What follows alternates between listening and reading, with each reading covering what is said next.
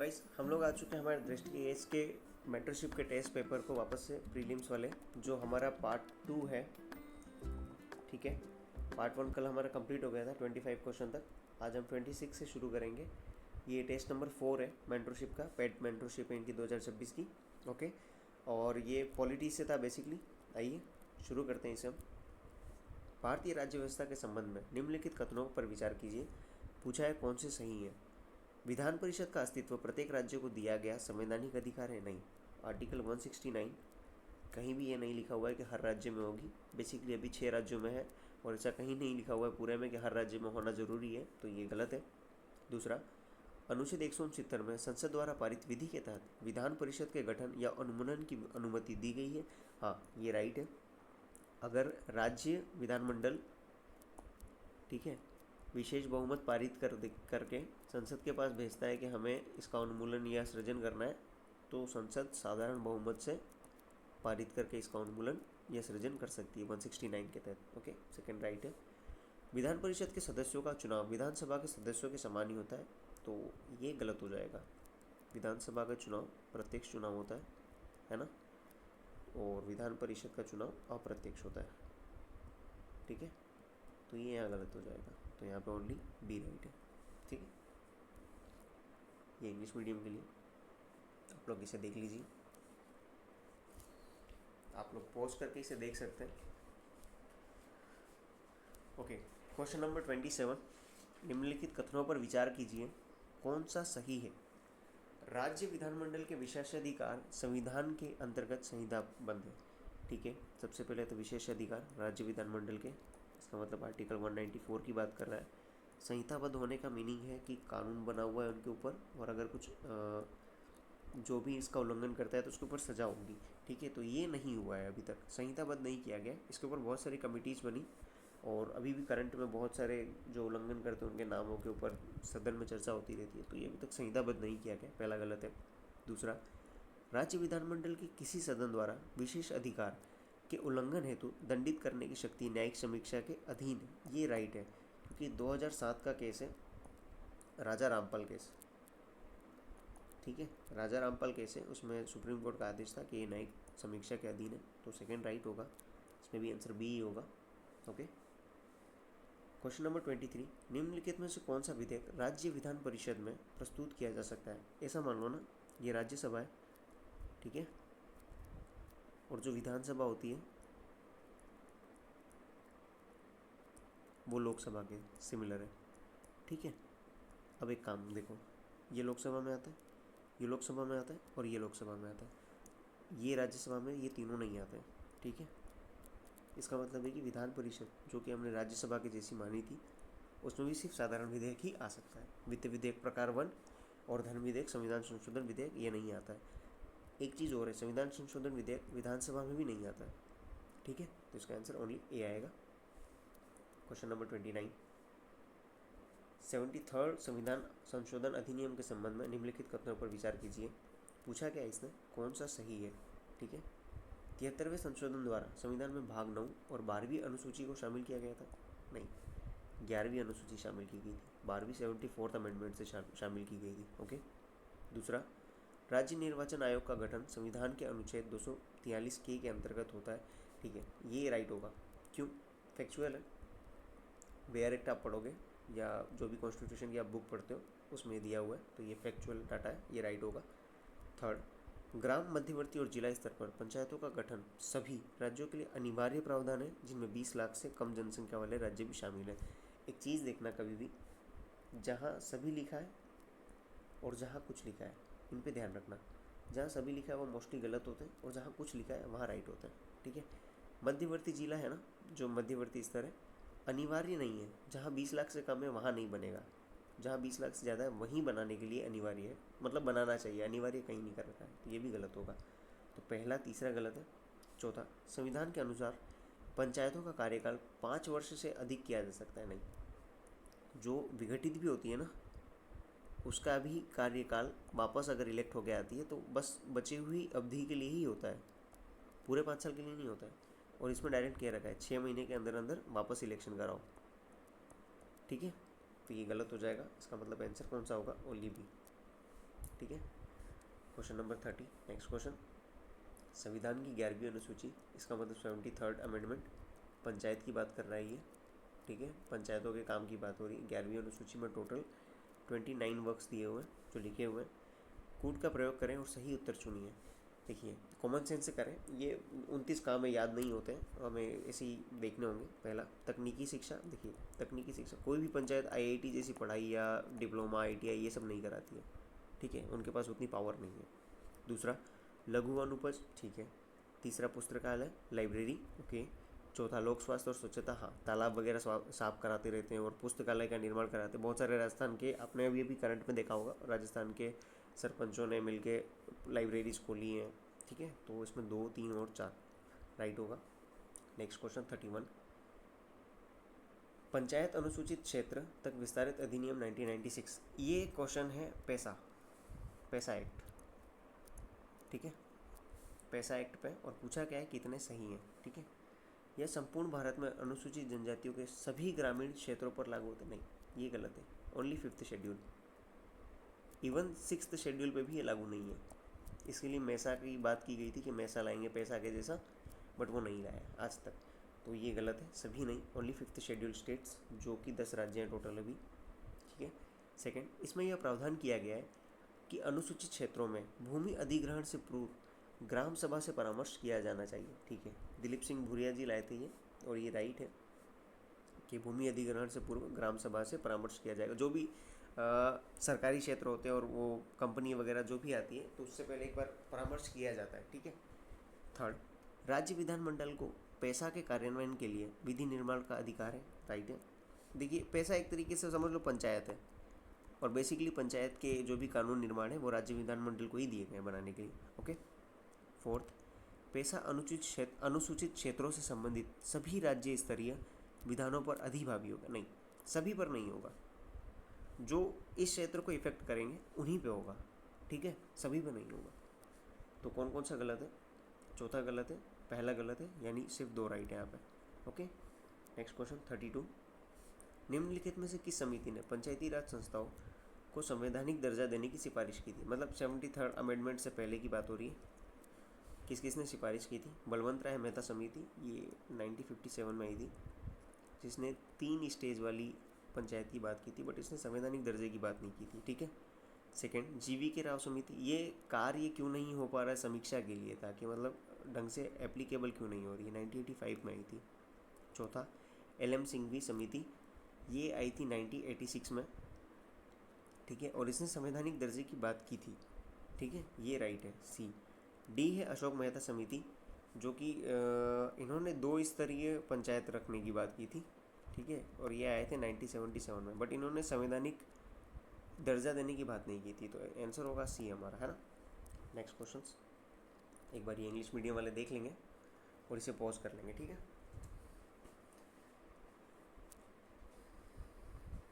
आइए हमारा next question 33, पंचायती राज संस्थाओं के वित्त के संबंध में, ये भी पंचायती राज संस्था से, ठीक है, कि वित्त के संबंध में निम्नलिखित कथनों पर विचार कीजिए। पूछा क्या है, कौन से सही है। 11वें वित्त आयोग ने पहली बार पंचायतों को प्रत्यक्ष वित्तीय सहायता देने की अनुशंसा की। ये फैक्चुअल क्वेश्चन है, ठीक है, इसे आपको करंट अफेयर वगैरह में या किसी लक्ष्मीकांत वगैरह, अभी रिसेंटली एक डाटा आया था पंचायत और ये नगर पालिकाओं का वित्त की समीक्षा करके कि इनकी वित्तीय स्थिति कैसी है, RBI का था, है ना। तो उसमें इसका सिफारिश की गई थी, यानी नोट किया गया था कि इसमें क्या कहा था 11वें वित्त आयोग ने। तो ये स्टेटमेंट राइट है, ऐसे करंट में है ये, ठीक है। सेकंड, अनुच्छेद 243H राज्य विधानमंडल को पंचायतों के वित्त के संबंध में विधि निर्माण का अधिकार प्रदान करता है। ये आप बैरेट से पढ़ेंगे तो आर्टिकल रटने वाली चीज़ है। सेकेंड, ऐसे राइट है ये, ठीक है। थर्ड, पंचायतों के वित्त की समीक्षा के लिए प्रत्येक 3 वर्ष में राज्य वित्त आयोग का गठन किया जाता है। 3 में नहीं यार, 5 साल में होता है ना, गवर्नर करता है 5 साल में, ठीक है। तो ये तीसरा गलत होगा, यहाँ पे बी आंसर आएगा, पहला और दूसरा, ठीक। नेक्स्ट क्वेश्चन 34, 74 अमेंडमेंट 1992, इसका मतलब म्यूनसिपल कॉरपोरेशंस, ठीक है, म्यूनसिपल बॉडीज़ भाग 9A और 12वीं अनुसूची, ठीक है। पूछा क्या है, कौन से सही हैं। इसने संविधान में एक नया भाग 9A जोड़ा, राइट है, जिसमें 243 से 243 शामिल है। फैक्चुअल डाटा बेयर एक्ट में आप आर्टिकल देखेंगे तो आ जाएगा, ठीक है। इस अधिनियम के तहत प्रत्येक जिला मुख्यालय में चाहे उसकी जनसंख्या कितनी भी हो, नगर पालिकाओं का गठन अनिवार्य कर दिया गया। ये गलत है।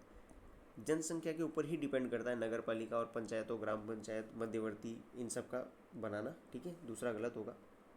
तीसरा, शहरी स्थानीय निकायों के कार्यात्मक क्षेत्र को परिभाषित करने के लिए 12वीं अनुसूची जोड़ी गई है, तो ये राइट है। 12वीं अनुसूची 18 काम दिए हुए है ना, यहाँ मैंने जैसे बताया आपको, ठीक है।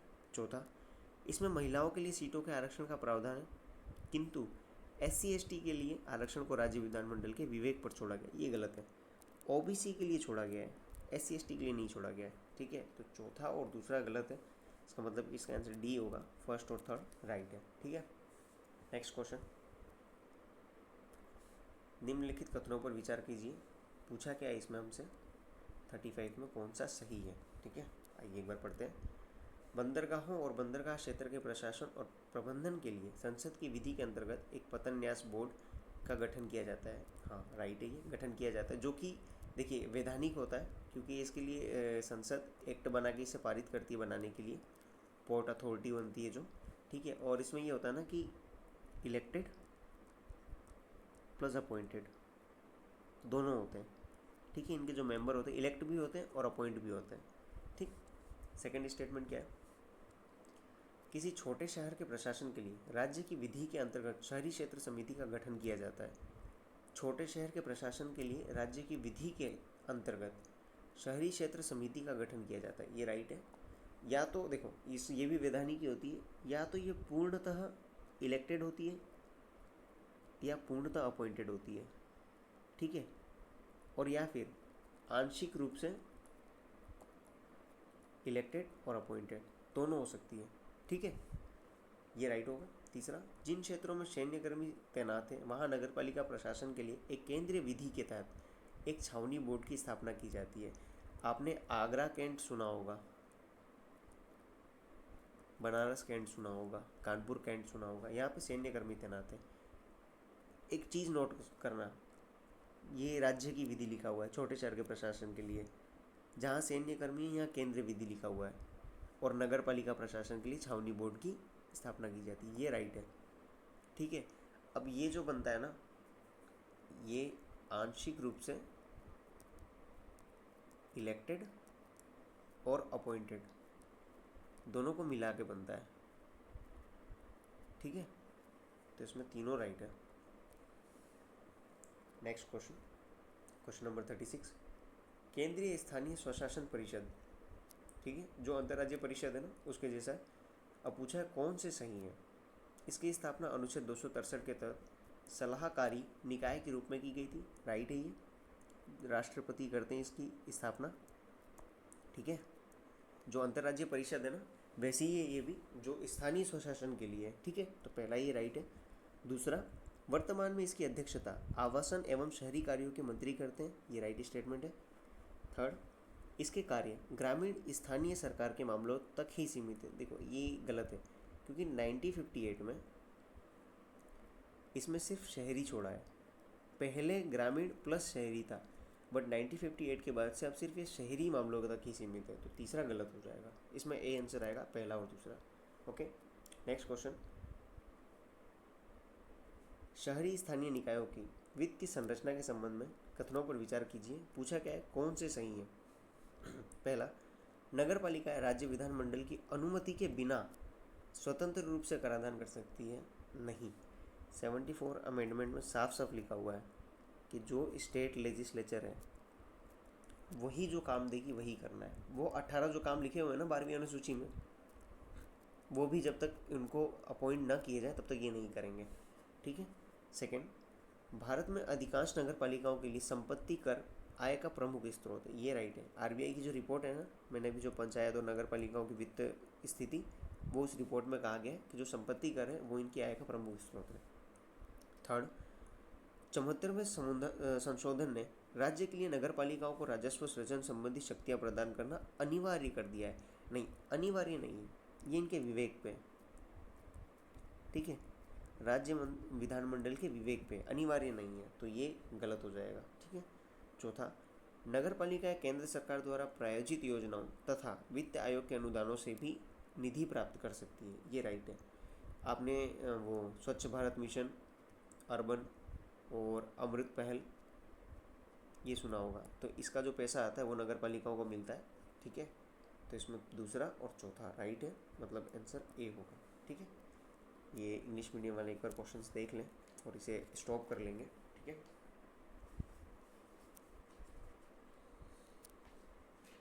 नेक्स्ट क्वेश्चन हमारा क्वेश्चन नंबर 38 पूछा क्या है, कथनों पर विचार कीजिए, कौन सा सही है। नगर पालिकाओं के कर्मियों की भर्ती और सेवा शर्तों का विनियमन पूर्णतः शहरी स्थानीय निकाय द्वारा ही किया जाता है, गलत।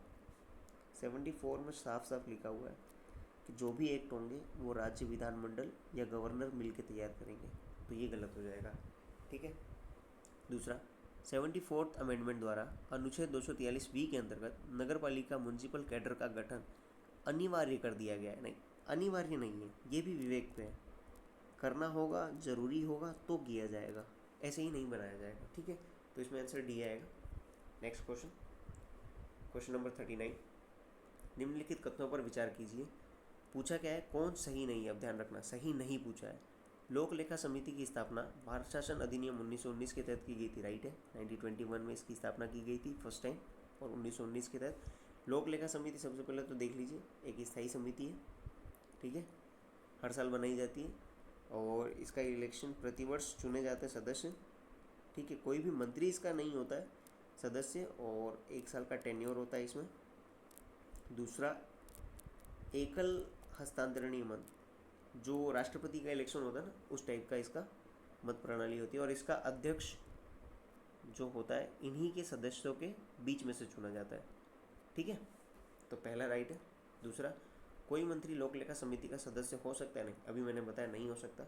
थर्ड, लोक लेखा समिति केवल सार्वजनिक उपक्रमों पर कैग के प्रतिवेदनों की जांच करती है। देखो, यही काम के लिए इनको बैन किया है, क्योंकि सार्वजनिक उपक्रमों के लिए सार्वजनिक उपक्रमों की समिति है, वो कैग के प्रतिवेदनों की जांच करती है, तो ये तीसरा गलत होगा, तो इसमें आंसर बी हो जाएगा। ठीक है, नेक्स्ट 14 क्वेश्चन, सार्वजनिक उपक्रम समिति के संदर्भ में निम्नलिखित कथनों पर विचार कीजिए। पूछा क्या है, कौन से सही हैं। ठीक है, पहला, सार्वजनिक उपक्रम समिति सार्वजनिक उपक्रमों पर कैग के प्रतिवेदनों की जांच कर सकती है, राइट है, जैसा मैंने अभी पहले ऊपर बताया था। ठीक है। दूसरा, यह सार्वजनिक उपक्रमों के लिए सरकार द्वारा किए गए नीतिगत आवंटन के मामलों की जांच कर सकती है, नहीं, ये गलत है। आवंटन की नहीं, जो पैसा मिल चुका है ना, उस पैसे से आपने जो काम किया है उसका प्रदर्शन के मूल्यांकन करते हैं ये लोग। ठीक है, आवंटन की जांच नहीं करते हैं। ठीक। तीसरा, गठन सर्वप्रथम 1964 में 22 सदस्यों के साथ किया गया था, जिसमें 15 लोकसभा और 7 राज्यसभा से थे, ये राइट है। थर्ड स्टेटमेंट राइट है, फैक्चुअल डाटा है, और इसका भी सेम पीएससी की जैसे प्रतिवर्ष चुनाव होता है, इलेक्शन सदस्यों में से ही, और मंत्री इसके एक भी सदस्य नहीं होते। ठीक है, और दूसरी चीज़ वही एकल मत प्रणाली, एकल हस्तांतरणीय मत प्रणाली जो राष्ट्रपति के चुनाव में यूज़ होती है, वही इसमें भी यूज़ होती है। ठीक है, तो दूसरा गलत है, दूसरा गलत करते ही हमारे सामने आंसर आ जाएगा, ये इसका आंसर है। ठीक है, नेक्स्ट क्वेश्चन, क्वेश्चन नंबर 41, विभागीय स्थायी समितियों को कथनों पर विचार कीजिए और कौन सा सही है। ठीक है, विभागीय स्थायी समितियाँ पहले बार हम देख लेते हैं क्या है। जो मिनिस्ट्रीज और डिपार्टमेंट है, इनके जितने भी विधायी काम है ना, लीगल काम, ये उनके लिए बनाई जाती है। ठीक है, स्टेटमेंट्स पढ़ते हैं। किसी मंत्री को किसी भी डीआरएसएस के सदस्य के रूप में नामित नहीं किया जा सकता, ये राइट है। दूसरा, डीआरएसएस देन दिन के प्रशासन से जुड़े मामलों और वर्तमान न्यायालयों के समक्ष लंबित विषयों की जांच कर सकती है। नहीं, देन दिन के प्रशासन से जुड़े तो सही है, बट मामलों और वर्तमान न्यायालय में लंबित कार्य नहीं करते लोग। ठीक है। तीसरा, प्रत्येक डीआरसीस में 31 सदस्य होते हैं, ये राइट है। दूसरा, 21 लोकसभा और 11 राज्यसभा, नहीं, ये गलत है। यहाँ 21 लोकसभा और 10 राज्यसभा है, 20 लोकसभा गलत है। ठीक है, तो तीसरा भी गलत हो जाएगा। इसमें पूछा गया है कौन से सही है, तो ओनली ए राइट है। ठीक है, नेक्स्ट क्वेश्चन, क्वेश्चन नंबर 42, निम्नलिखित कथनों पर विचार कीजिए। पूछा गया है कौन से सही है। किसी केंद्र शासित प्रदेश का प्रशासक किसी राज्य के राज्यपाल की भांति संवैधानिक प्रमुख के रूप में कार्य करता नहीं, यहाँ पे राष्ट्रपति ही संवैधानिक प्रमुख होगा। ठीक है, किसी यूटी का जो एलजी है, लेफ्टिनेंट गवर्नर है, प्रशासक है, वहाँ वो संवैधानिक प्रमुख नहीं होगा, राष्ट्रपति ही संवैधानिक प्रमुख होगा। जैसे दिल्ली है तो वहाँ का संवैधानिक प्रमुख राष्ट्रपति है। ठीक है। सेकेंड, यूटी के लिए भले ही उनमें विधानमंडल हो, पर संसद राज्य सूची में शामिल विषयों पर विधि निर्माण कर सकती है। हाँ, करती है। लाइक दिल्ली हो गया। ठीक है, आप JNK देख लो, पुदुचेरी देख लो, वहाँ पे करते हैं ये लोग। ठीक है, सेकेंड राइट है। थर्ड, यूटी लद्दाख में JNK की तरह एक विधानमंडल नहीं, लद्दाख में विधानमंडल नहीं है। सिर्फ 2019 का जो पुनर्गठन अधिनियम था उसमें सिर्फ जम्मू कश्मीर के लिए विधानमंडल दी गई है, लद्दाख में नहीं। ओके, तो आंसर इसमें हो जाएगा ओनली बी। ठीक है। नेक्स्ट क्वेश्चन 43, कौन सा सही है? कथनों पर विचार करना है। किसी राज्य के राज्यपाल को निकटवर्ती संघ राज्य क्षेत्र के प्रशासक नियुक्त किया जा सकता है। हाँ, 7th अमेंडमेंट के से कहा था, और आर्टिकल 239 सब क्लोज 2। ठीक है।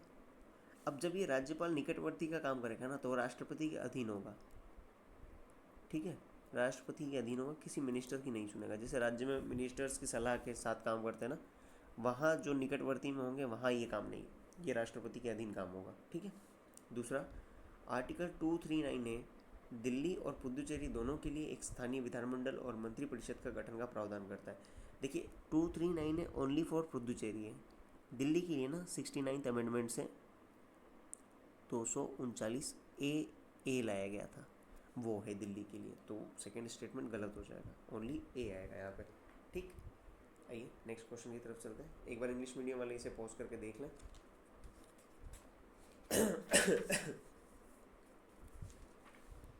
इंग्लिश मीडियम वाले इसे पॉज कर लें। Okay, next question, question number 44 पूछा गया है, निम्नलिखित कथनों पर विचार कीजिए और कौन से सही नहीं है।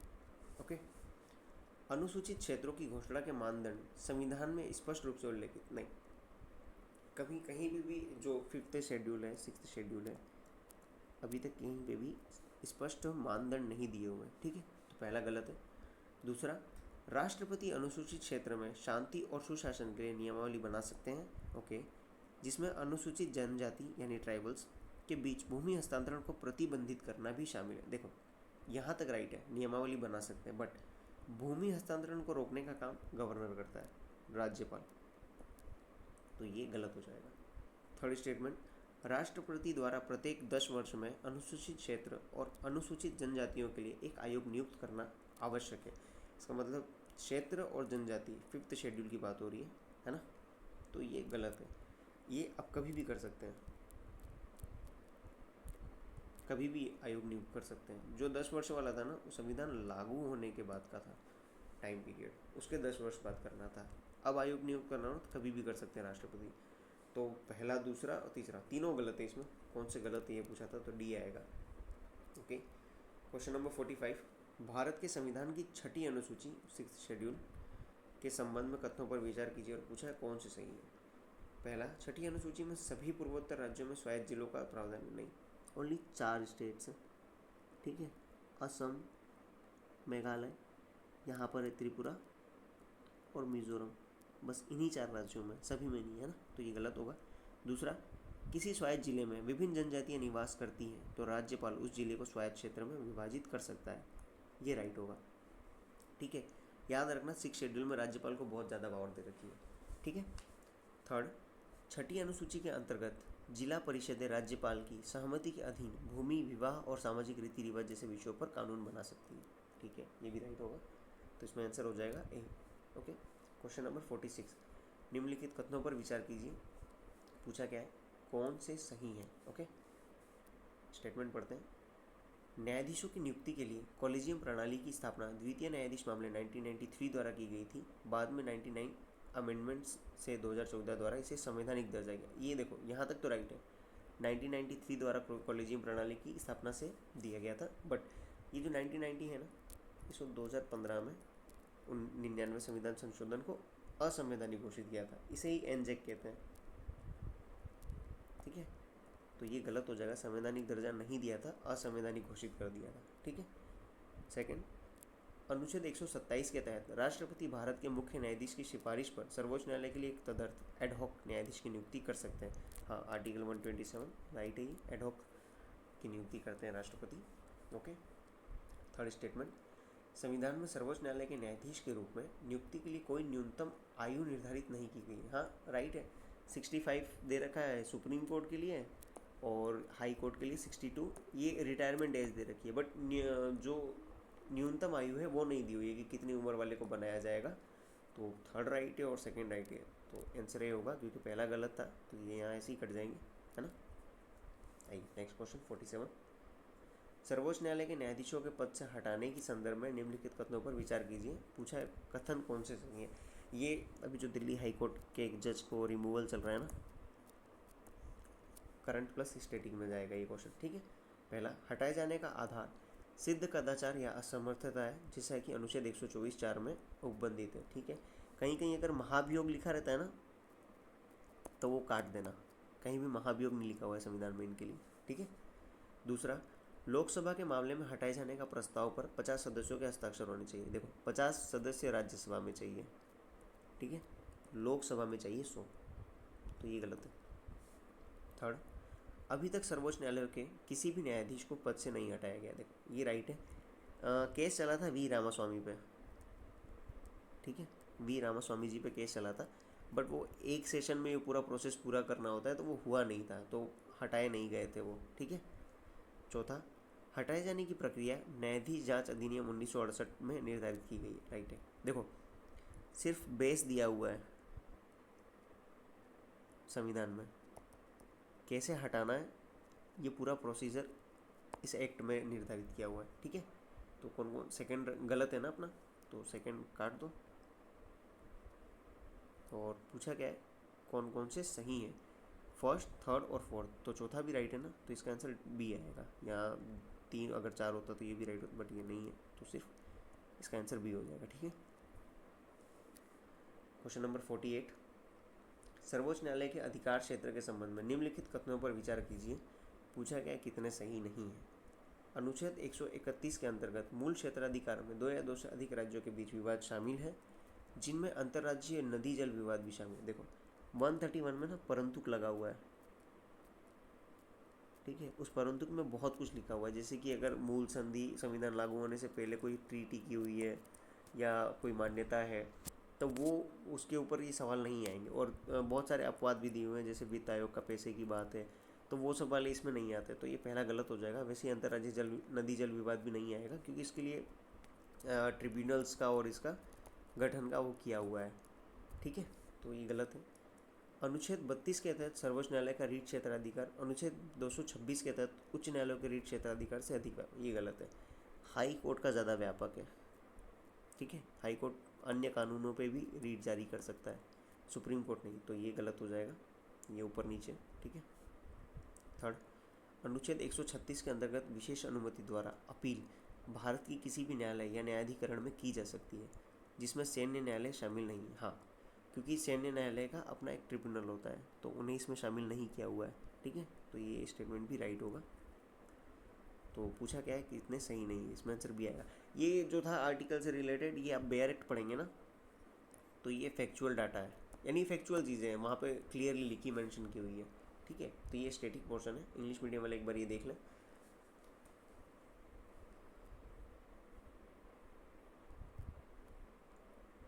ओके, क्वेश्चन नंबर 49, भारत के राष्ट्रपति के निर्वाचन के संदर्भ में निम्नलिखित कथनों पर विचार कीजिए। पहला, उपयुक्त कथनों में से कितने सही हैं। राज्य विधान परिषदों के सदस्य राष्ट्रपति के निर्वाचन में भाग लेते हैं। देखो राष्ट्रपति का जो निर्वाचन मंडल होता है ना, उसमें कौन कौन होता है, लोकसभा, राज्यसभा, विधानसभा, उसमें भी सभी राज्यों की विधानसभा नहीं, ठीक है, यूटीज है ना, सॉरी सभी राज्यों की विधानसभा, और यूटी में ओनली दिल्ली प्लस पुदुचेरी। ठीक है, ये यूटी दोनों को मिलाया था 70वें संविधान संशोधन अधिनियम से, और इनमें भी इन सभी के ओनली निर्वाचित इलेक्टेड मनोनीत नहीं, ओनली इलेक्टेड वाले, ठीक है। तो पहला गलत हो जाएगा, विधान परिषद नहीं है, ठीक। दूसरा स्टेटमेंट, किसी विधानसभा सदस्य के मत का मूल्य वर्ष 1971 के जनगणना के अनुसार जनसंख्या के आंकड़ों पर आधारित है, ये राइट है। उसमें भी 84th अमेंडमेंट से ये कह दिया है ना कि 2026 तक यही चलेगा, जब तक नई जनगणना नहीं हो जाती, ठीक। थर्ड, राष्ट्रपति का निर्वाचन आनुपातिक प्रतिनिधित्व प्रणाली के एकल संक्रमणीय मत के माध्यम से किया जाता है, हाँ ये राइट है। जो PR करके एक होती है, ठीक है, रेशियो पे उसके ऊपर डिपेंड करता है ये, तो एक तरीके से गुप्त मतदान होता है, ठीक है, तो ये भी राइट है। जो PAC और सार्वजनिक उपक्रम समितियां जो तदर्थ वाली हैं, इनमें भी इसी टाइप से इलेक्शन से चुने जाते हैं सदस्य, ठीक है। तो दूसरा और तीसरा राइट है। क्वेश्चन नंबर 50, भारत के राष्ट्रपति की वीटो शक्ति के संदर्भ में निम्नलिखित युग्मों पर विचार कीजिए, कितने सही सुमेलित हैं। ओके, वीटो का प्रकार दिया हुआ है, देखो आर्टिकल 111 कहीं भी संविधान में डायरेक्ट नहीं लिखा है राष्ट्रपति की वीटो शक्ति, ठीक है, डायरेक्टली इनका विवरण दिया हुआ है, ये नहीं लिखा हुआ है, ठीक है। पहला क्या है, आत्यंतिक वीटो, विधेयक समाप्त हो जाता है और यह अधिनियम नहीं बन पाता, हाँ राष्ट्रपति डायरेक्ट खारिज कर सकता है, अनुमति नहीं देता है, ठीक है, यह आत्यंतिक वीटो। दूसरा, निलंबनकारी वीटो, संसद द्वारा विशेष बहुमत से रद्द किया जा सकता है, हाँ अगर ये वापस भेज देता है पुनर्विचार के लिए या खारिज करके, तो वापस से संसद एक प्रस्ताव पारित करके इसे वापस रद्द कर सकती है। लेकिन हाँ, ये यहाँ जो विशेष बहुमत लिखा है ना, ये गलत है, यहाँ आएगा साधारण बहुमत, ठीक है, साधारण बहुमत से होता है, तो ये गलत हो जाएगा। थर्ड, पॉकेट वीटो, राष्ट्रपति बिना किसी समय सीमा के अनिश्चित काल के लिए स्वीकृति रोक सकते हैं, तो ये राइट है, ठीक है, वो ज्ञानी जैल सिंह वाला, ठीक है। तो पहला और तीसरा राइट है।